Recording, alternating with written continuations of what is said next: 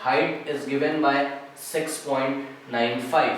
ठीक है, इसी तरीके से वेरिएंस, इसी तरीके से standard deviation of height is given by positive square root of variance of,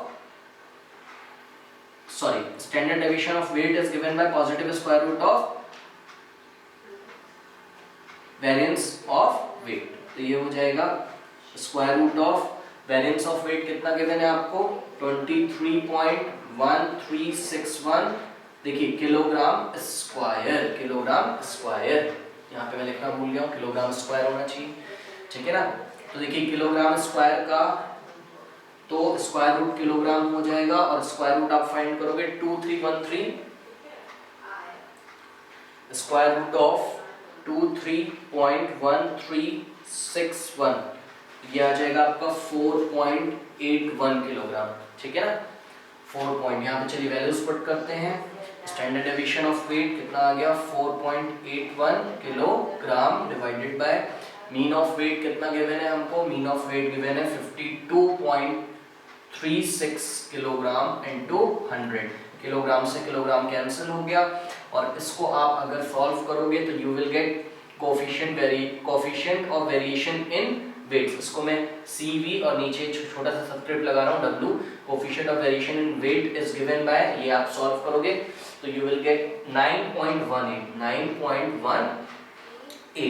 ठीक है, अब देखिए जरा बताइए हाइट का कोफिशिएंट ऑफ वेरिएशन ज्यादा आ रहा है या वेट का? यस, वेट का कोफिशिएंट ऑफ वेरिएशन ज्यादा आ रहा है, तो हम बोलेंगे कि वेट्स में वेरिएबिलिटी ज्यादा है in comparison to height.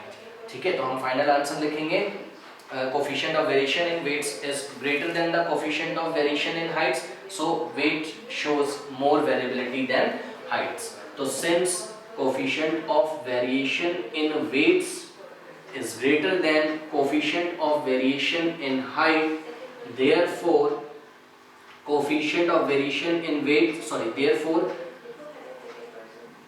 weights shows more variability than heights, अच्छा, अब यहाँ पे एक चीज और मैं यहाँ पे डिस्कस करना चाहता हूँ। कुछ स्टूडेंट्स को अगर स्क्वायर रूट निकालने में प्रॉब्लम हो, देखिए बिकॉज ये बहुत आसान सा फॉर्मूला है, बट अगर हम स्क्वायर रूट ही नहीं निकाल पाए तो प्रॉब्लम हो जाएगी। तो मैं इसको डिस्कस कर देता हूँ किस तरीके से मैंने 127.69 का स्क्वायर रूट फाइंड किया और किस तरीके से मैंने 23.1361 का स्क्वायर रूट फाइंड किया है। तो यहाँ पे देखिए मैं इसको फाइंड करके आपको दिखा देता हूँ लॉग डिवीजन मेथड से।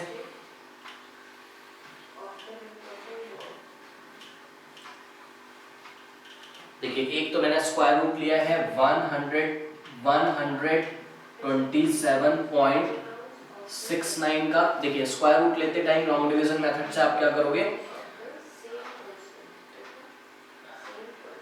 आप पॉइंट से राइट हैंड साइड दो डिजिट का पेयर बनाइए, ठीक है, और लेफ्ट हैंड साइड भी दो डिजिट का पेयर बनाइए, लाइन ड्रॉ करके ऐसे। तो देखिए पॉइंट के बाद 69 और 0 आप कितने भी पॉइंट के बाद बढ़ा लो कोई फर्क नहीं पड़ता है। तो यहाँ पे मैंने 00 और 00 मैंने ऐसे फाइंड बढ़ा लिया है। तो मैं पॉइंट पे ऐसे खड़ा हो गया, पॉइंट के राइट हैंड साइड ये 2 के मैंने पेयर बनाए और इधर मैंने 2 डिजिट के पेयर बनाए, इधर मैंने फिर से 2 डिजिट के पेयर बनाए। अब पॉइंट के लेफ्ट हैंड साइड भी आपको 2 डिजिट का पेयर बनाना है। तो देखिए ये यहाँ पे ऐसे चलोगे और यहाँ पे ऐसे चलोगे, ठीक है। यहाँ पे पॉइंट पे खड़े होके पॉइंट के बाद वाले नंबर के लिए लेफ्ट टू राइट चलोगे और पॉइंट से पहले वाले नंबर के लिए राइट टू लेफ्ट चलोगे। तो ये 2 के बनाए। अब देखिए यहाँ पे एक ही नंबर बच गया है ना, 2 नंबर तो है नहीं, बट कोई बात नहीं, अब एक नंबर है तो एक पे ही लगा दो आप। अगर 2 नंबर होते जैसे यहाँ 21 होता तो दोनों पे लगा देते, ठीक है, बट अब नहीं है तो क्या कर सकते हैं, ठीक है। अब देखिए ऐसे करके आप लाइन ड्रॉ करोगे और अब आप ना टेबल पढ़ना शुरू करो। टेबल ना आप खुद का खुद के साथ पढ़ोगे, मतलब 1 1 जा अलाउ होगा, 2 2 जा अलाउ होगा, 3 3 जा अलाउ होगा स्क्वायर रूट निकालते टाइम, बट 3 4 जा अलाउ नहीं होगा कभी भी, 4 2 जा अलाउ कभी भी नहीं होगा, 4 4 जा अलाउ होगा, 5 5 जा अलाउ होगा। तो खुद का खुद के साथ अलाउ है। अब करेंगे वैसे ही जैसे हम डिवीजन में करते थे। देखिए आपको ना कोई ऐसा टेबल खुद का खुद के साथ पढ़ना है कि 1 आ जाए या तो 1 से छोटा आ जाए, ठीक है। तो भाई वन वन जा चलेगा टेबल, वन वन जा वन, ठीक है ना, वन वन जा वन। अगर मैं टू टू जा कर देता, टू टू जा में कर देता तो ये 4 हो जाता। पहले तो हमको किसको लेना है, केवल वन पे बार लगा हुआ है, वन को लेना है, ठीक है। तो वन वन जा क्या हो जाएगा, वन। नाउ अब देखिए इसमें से इसको सब्ट्रैक्ट कर दो, 1 - 1, यहाँ पे कुछ नहीं बचेगा। नेक्स्ट पेयर आप उतारना आपको अलाउ है, बट एक बार में एक ही पेयर आपको उतारना अलाउ है। तो नेक्स्ट पेयर क्या है, 27, यहाँ पे मैंने इसको नीचे उतार लिया है एज इट इज। अब देखिए यहाँ पे आप क्या करोगे, जो नंबर आपका आया था ना यहाँ पर, उसी नंबर को आप यहाँ पे ऐड कर दो। कितना आया था, 1, 1 को आपने यहाँ पे ऐड कर दिया, उसी नंबर को, कितना आ गया, 2, ठीक है। नेक्स्ट पेयर आपने उतार लिया। अब क्या करोगे आप, अब आप सोचोगे, देखिए अब ये जो पहले आ चुका है ना, इसको ध्यान नहीं रखना है, इसको थोड़ी देर के लिए आप भूल जाओ, इसको नहीं ध्यान रखना है, इससे हमारा कोई मतलब नहीं है थोड़ी देर के लिए। ये जो 1 है इसको मत ध्यान रखिए, बट इस 2 को हमें ध्यान रखना है। मतलब अब क्या करोगे, अब आप ऐसा कोई नंबर सोचो कि वो नंबर यहाँ पर भी आ जाए और यहाँ पर भी आ जाए, और इस पूरे नंबर को, जो नया नंबर यहाँ आया है, पहले वाले वन को भूल जाना है भाई, उससे मतलब नहीं है जो पहला नंबर आ गया, जो नया नंबर आया उससे मल्टीप्लाई करें, और या तो 27 आ जाए या तो 27 से छोटा। तो मान लीजिए, देखिए मैंने क्या किया, मैंने कुछ ऐसा कर दिया, मान लीजिए मैं यहाँ 2 लगा रहा हूँ, तो यहाँ पे भी मुझे 2 लगाना पड़ेगा, और इस 2 को इस 22 से अगर मैंने मल्टीप्लाई किया, ठीक है, तो मुझको कितना मिला, 2 2 जा 4, 2 2 जा 4, 2 2 जा 4, 44 मिल गया, जो कि 27 से ज्यादा है। तो इसका मतलब मुझे 2 टाइम्स नहीं चलाना है, मुझे कितने टाइम्स चलाना है, 1 टाइम्स, ठीक है। तो यहाँ पे मैंने 1 लिखा, इस 1 को ध्यान नहीं रखना है, पहले मैं बता रहा हूँ, इस यहाँ पे मैंने 1 लिखा, तो नंबर कितना बना, 21, 21 को 1 से आप मल्टीप्लाई करोगे तो यू विल गेट 1 1 जा 1, 1 2 जा 2, 21 आ गया, यहाँ पे आपने 21 लिख दिया, ठीक है ना। अब देखिए फिर से वही करना है, जो नंबर यहाँ आया था उसको यहाँ पे ऐड कर दीजिए, कितना हो गया, 1 + 1 2, और ये 2 ऐसे 22, और इस नंबर में से इसको सब्ट्रैक्ट कर दीजिए, 7 - 1 6, और 2 - 2 कुछ नहीं बचेगा यहाँ पे। अब देखिए यहाँ पे पॉइंट है तो यहाँ पे भी पॉइंट आप लगा के तब आगे बढ़ोगे, ठीक है ना। यहाँ पे पॉइंट है तो यहाँ पे भी आपने पॉइंट लगाया, और नेक्स्ट पेयर आपने उतार लिया। नेक्स्ट पेयर उतारना अलाउ है, तो नेक्स्ट पेयर आपने यहाँ पे उतारा, तो कितना उतारा आपने, 6 9, ठीक है। अब देखिए यहाँ पर कोई ऐसा नंबर लेके फिर से आओगे कि इस पूरे नंबर को, सपोज जैसे कि मैं लेके आता हूँ, मान लीजिए मैंने सोचा चलो यहाँ 3 ले आते हैं, यहाँ पे 3 ले आते हैं, तो यहाँ पे भी 3 लगाना पड़ेगा, तो 2 2 3, और को किससे मल्टीप्लाई करेंगे, अब आगे के नंबर्स को नहीं ध्यान रखना है, ये जो 1 1 आ चुके इससे हमारा कोई मतलब नहीं है। 3 से हमने मल्टीप्लाई किया, 3 3 जा 9, 3 2 जा 6, 3 2 जा 6, तो कितना आ गया, कितना आ गया हमारा,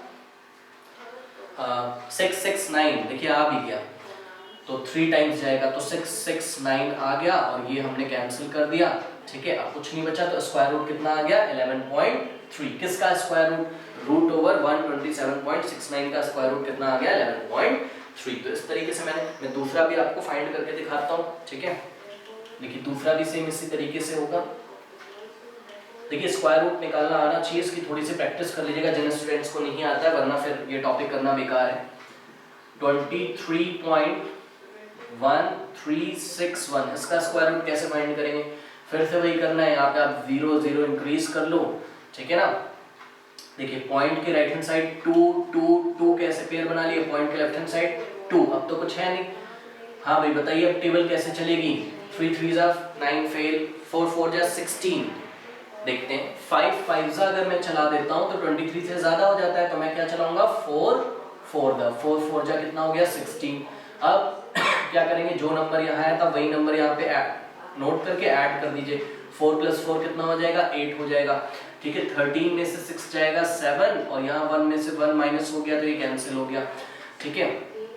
अब क्या करना है हमको देखिए नेक्स्ट पेयर उतारने से पहले यहाँ पॉइंट लगाया, तो यहाँ मैं पॉइंट लगा दूंगा, फिर यहाँ पे मैंने नेक्स्ट पेयर उतार लिया, ठीक है। 7 1 3 आ गया। अब मैं सोचूंगा यहाँ पे कोई ऐसा नंबर आ जाए, ठीक है, कि वो नंबर यहाँ पे भी आए और इस नंबर को इस पूरे से मल्टीप्लाई करूं, तो 713 से क्या आना चाहिए, छोटा, या तो 713 आना चाहिए। तो क्या किया मैंने सोचा चलो यहाँ 7 लगा के देखते हैं, यहाँ मैंने 7 लगाया और यहाँ पर भी मैंने 7 लगाया, ठीक है। तो देखिए 7 को आगे के नंबर को भूल जाना है 4 को, इस नए नंबर को इस पूरे नए नंबर जो नया नंबर बना है उससे मल्टीप्लाई करिए। तो 7 7 जा 49, 4 7 8 जा 56, 56 प्लस 4 60, कितना हो गया 609। शायद 1 टाइम और जाए, चलिए चेक करते हैं। 8 लगाया, 8 लगाया और 88 को 8 से मल्टीप्लाई किया, 8 8 जा 64, 6 8 8 जा 64, 64 प्लस 6 70, 704 आ गया। मतलब 8 टाइम्स ले जा सकता हूं मैं, बिकॉज 704 आ गया जो कि 713 से लेस है। अब इसको माइनस कर दीजिए, ठीक है। तो 13 में से 4 जाएगा, ये 9 हो गया और यहाँ पर कुछ नहीं बचा। अब देखिए जो नंबर यहाँ आया था उसी नंबर को आप यहाँ पर ऐड कर दीजिए। तो 8 प्लस 8 कितना हो जाएगा 16, 1, ठीक है। 8 प्लस 1 कितना हो गया 9, तो 9 6 आ गया। नेक्स्ट पेयर उतारना अलाउ है, 61 हमने उतारा और देखिए कितने टाइम्स जाएगा, सीधे दिखाई पड़ रहा है। यहाँ 9 6 है, यहाँ 1 लगाया, यहाँ भी 1 लगाया और इस 961 को इस न्यू नंबर से क्या किया, मल्टीप्लाई किया, तो 961 आया। तो 961 आ गया, अब कैंसिल हो गया। अब नेक्स्ट पेयर उतारने की कोई जरूरत नहीं, मतलब डबल जीरो, अगर जरूरत होती तो उतारते।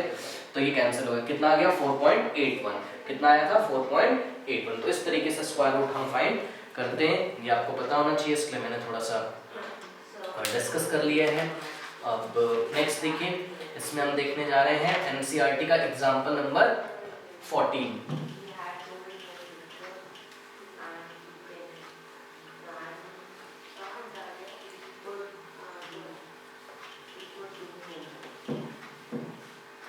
देखिए एग्जांपल नंबर 14 में क्या बोला जा रहा है, एनसीईआरटी के एग्जांपल नंबर 14 में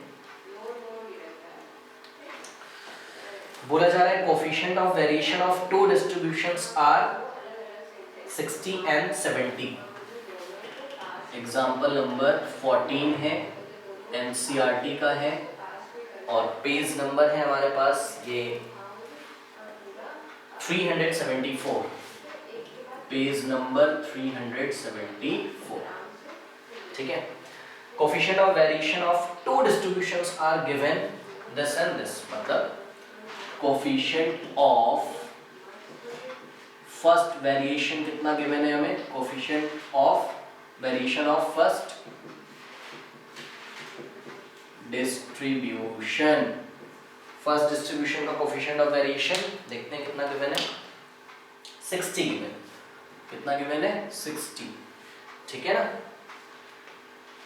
और coefficient of variation of second distribution कितना गिवन है हमको, सेकेंड डिस्ट्रीब्यूशन गिवन है, सेकेंड डिस्ट्रीब्यूशन का कोफिशिएंट ऑफ वेरिएशन 70 गिवन है और पक्का इन दोनों की कोई यूनिट्स नहीं होंगी, ठीक है। And there standard deviations are, तो फर्स्ट सीरीज का स्टैंडर्ड डेविएशन जिसको हम सिग्मा 1 से दिखाएंगे, इसका स्टैंडर्ड डेविएशन गिवन है 21 और सेकेंड सीरीज का जो स्टैंडर्ड डेविएशन जिसको हम सिग्मा 2 से दिखाएंगे इट इज गिवन एज 16, ठीक है ना। इनकी कुछ यूनिट्स होंगी क्योंकि स्टैंडर्ड डेविएशन की यूनिट होती हैं, कुछ यूनिट होंगी इनकी, ठीक है, बट क्वेश्चन में नहीं गिवन है इसलिए हम नहीं लिख रहे हैं। अब देखिए क्या बोला जा रहा है, फाइंड देयर अरिथमेटिक मीन, ठीक है, इनका अरिथमेटिक मीन फाइंड करना है। तो सपोज फर्स्ट सीरीज का अरिथमेटिक मीन है x बार 1 और सेकंड सीरीज का अरिथमेटिक मीन है x बार 2। अरिथमेटिक मीन का आप मतलब समझ रहे हो ना, हाँ मीन, सिंपल मीन, ठीक है। तो चलिए देखते हैं, फॉर्मूला आपको पता ही है, यूनिवर्सल फॉर्मूला क्या है, CV इज इक्वल्स टू क्या होता है, sigma divided by x bar into 100, ठीक है। तो coefficient of variation for first distribution, for first distribution is given bye, देखिए स्टैंडर्ड डेविएशन, देखिए फर्स्ट सीरीज की बात कर रहे हो अगर आप, तो सिग्मा किसका, फर्स्ट का, तो मीन किसका, फर्स्ट का, ठीक है, इनटू 100। बस अब वैल्यूज रखते जाइए, इसके नीचे मैंने वैल्यू रखी coefficient of variation of first distribution, कितना गिवन है 60 लिख दिया मैंने, इक्वल टू लगा है लगा दिया मैंने, ठीक है। ये simple linear equation in one variable है, सॉल्व कर सकते हो आप, ठीक है। और सिग्मा 1 कितना गिवन है आपको 21 डिवाइडेड बाय x बार 1, ये क्या है, mean of first distribution into 100, ठीक है। अब इसको आप सॉल्व करेंगे x बार को इधर x1 बार को इधर लेके आओगे आप, तो x1 बार और 60 को आप इधर लेके जाएंगे, 21 डिवाइडेड बाय 60 इंटू 100 ऐसा हो गया। ठीक है, तो इसको आप सॉल्व करोगे एंड यू विल गेट 0 से 0 कैंसिल हो गया, 3 2 जा 6, 3 7 जा, ठीक है, और 2 1 जा और 7 को कैंसिल करोगे तो ये आएगा 3.5 और 3.5 इंटू 10 कितना होता है 35।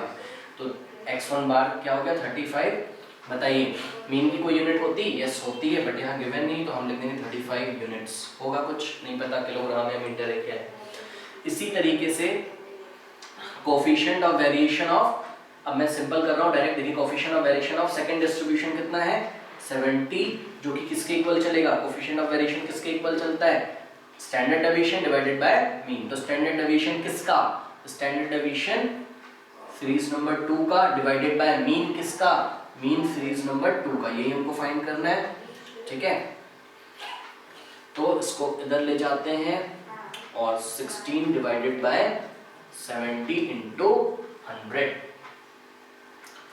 और इसको आप सॉल्व करोगे तो यू विल गेट 22.85। ठीक है ना, तो इस तरीके से फर्स्ट सीरीज का जो मीन है वो है 35 यूनिट्स और सेकंड सीरीज का जो मीन है वो है 22.85। ठीक है ना।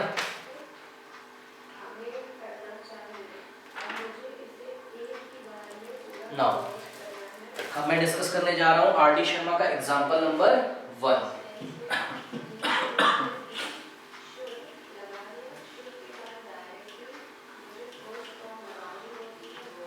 आर डी शर्मा का एग्जाम्पल नंबर 1 है हमारे पास, और आर डी शर्मा के एग्जाम्पल नंबर 1 में बोला जा रहा है कि आपके पास सेम ये क्वेश्चन एक हम डिस्कस कर चुके हैं।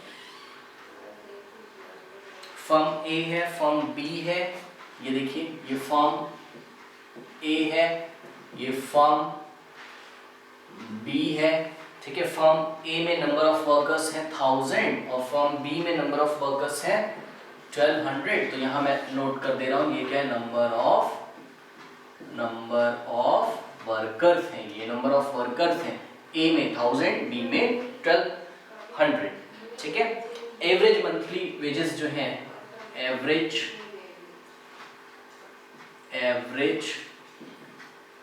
मंथली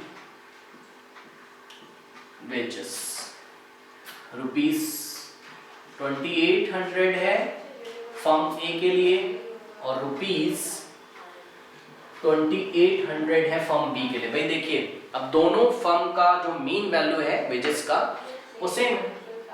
ठीक है, तो हम किसका यूज करेंगे, यस कोफिशिएंट ऑफ वेरिएशन का हम यूज करेंगे, but coefficient of variation is directly proportional to standard deviation and standard deviation is based is related to variance. ठीक है, तो यहाँ पे वेरिएंस भी गिवन होगा, तो वेरिएंस ऑफ डिस्ट्रीब्यूशन, तो वेरिएंस कितना गिवन है आपको, वेरिएंस ऑफ डिस्ट्रीब्यूशन आपको गिवन है 100 और 169। तो बताइए भाई किसकी वेरिएबिलिटी ज्यादा है, यस जिसका वेरिएंस ज्यादा होगा उसमें वेरिएबिलिटी ज्यादा होगी, मतलब वो लेस कंसिस्टेंट होगा। ठीक है, वो लेस कंसिस्टेंट होगा, वो लेस स्टेबल होगा, वो लेस होमोजीनियस होगा, वो लेस यूनिफॉर्म होगा। तो फर्म बी का वेरिएंस ज्यादा है, देखिए फर्म बी का वेरिएंस ज्यादा है तो फर्म बी का वेरिएबिलिटी भी क्या है, ज्यादा है। तो the firm with greater variance which is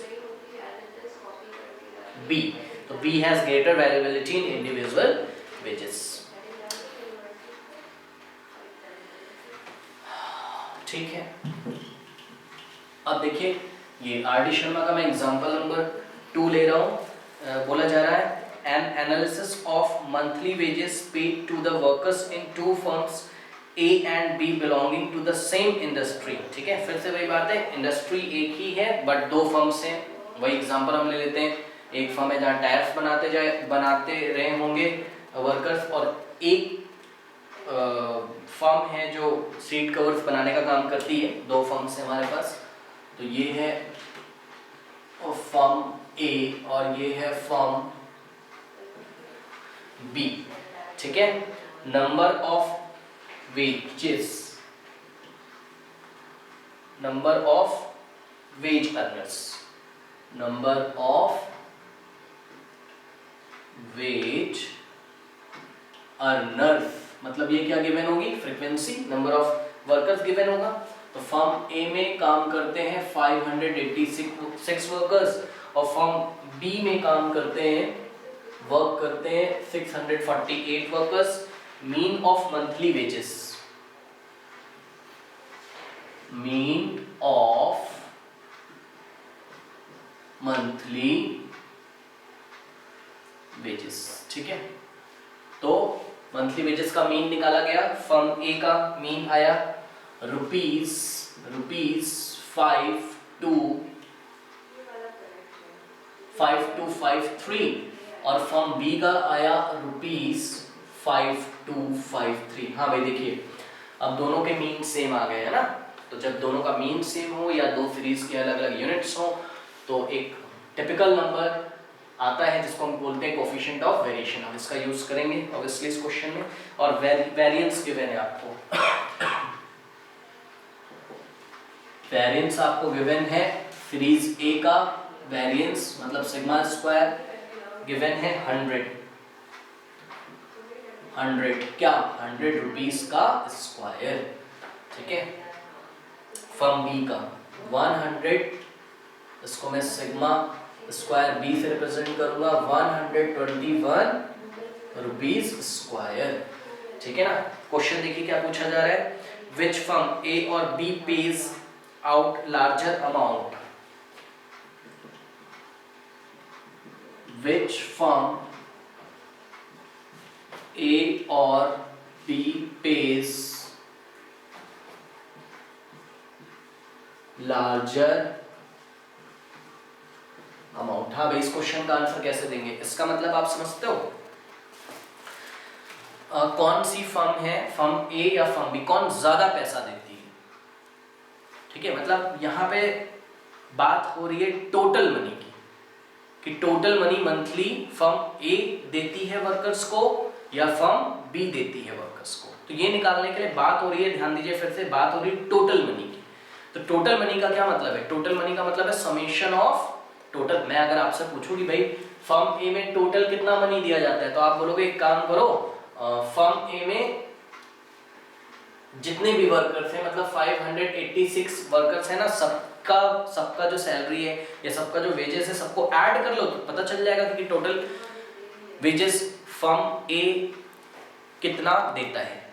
तो बस हमको क्या निकालना है, हमको निकालना है फर्म ए के लिए कितने वर्कर्स हैं, 1 से लेके 586 तक, तो x1 plus x2 plus x3 plus and so on to x 586 तक, जहां पर x क्या है, वेजेस है। तो पहले वर्कर का वेज प्लस दूसरे का प्लस तीसरे का प्लस फोर्थ का प्लस फिफ्थ का and so on to 586 worker जो भी होगा सबका वेज आप ऐड कर लो तो आपको पता चल जाएगा कि टोटल मनी कितना दिया जाता है फर्म ए में। तो इसका मतलब मुझे ये निकालना है, ठीक है। मुझे पता है कि ये क्या होगा, तो ये होगा मीन के इक्वल, अगर मैं इसको किससे डिवाइड कर दूं, 586 से अगर मैं इसको डिवाइड कर दूं, ठीक है। तो मुझे क्या पता चल जाएगा, मीन यही तो होता है, summation of all the money divided by total number of workers is equals to mean किसका, फर्म ए का मीन। तो यहाँ पे फर्म ए का मीन कर दीजिए, या इसको आप लैंग्वेज में अगर लिखना चाहते हैं तो आप इसको लैंग्वेज में लिख सकते हो, mean of mean wages of firm A is equals to total monthly veg,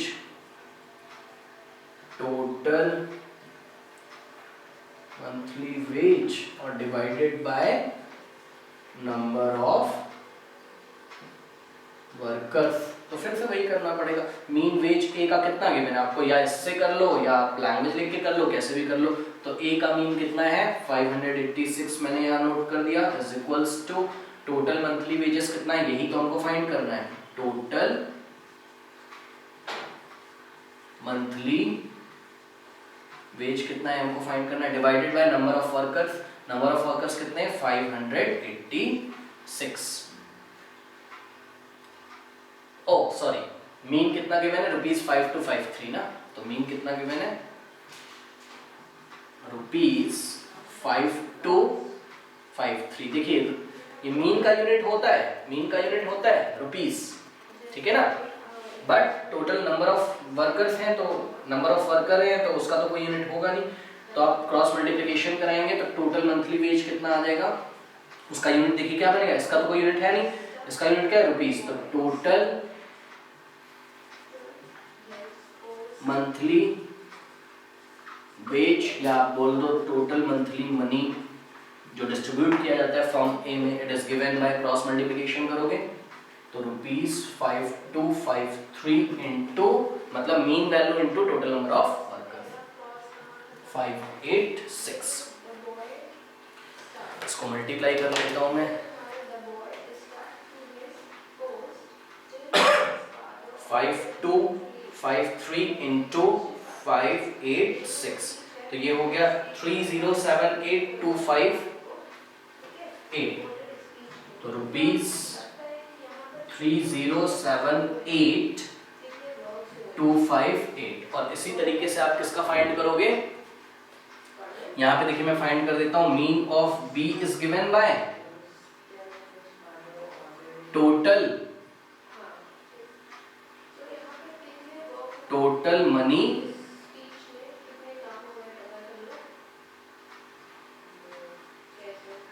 money distributed by firm B, total money distributed by firm B और divided by total number of workers. तो total number of workers firm B में कितने 648, तो यहाँ पे मैंने 648 किया, और मीन कितना गिवन है हमको, मीन उतना ही गिवन है 5253, और यूनिट क्या हो जाएगी इसकी रुपीस 5253, तो ये मीन की वैल्यू पुट कर दी, और टोटल मंथली